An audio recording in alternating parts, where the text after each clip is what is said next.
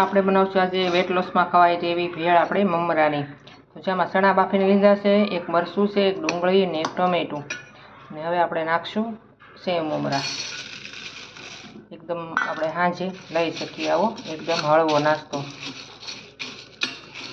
ને ચણામાં મેં થોડુંક મીઠું બાફવામાં નાખ્યું હતું, એટલે આપણે મીઠું એડ ઓછું કરશું. સેવ મમરામાં હોય તો આપણે સહેજ અમથું સ્વાદ અનુસાર નમક નાખશું, ધાણા જીરું પાવડર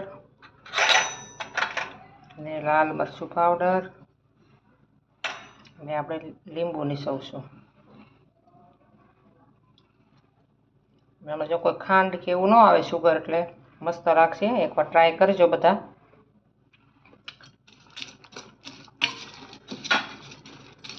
તો જો આપણે આ મમરા થોડાક અમથા લેવાના છે. ભેળ તૈયાર થઈ ગઈ છે બનીને મસ્ત. હાલો જેને ખાવી હોય આવી જાઓ. ચણા નાખીએ એટલે બહુ મસ્ત સ્વાદ આવે છે. અને હજી આપણે એમાં નાખી દઈશું કોથમીર એટલે મસ્ત થઈ જાય છે.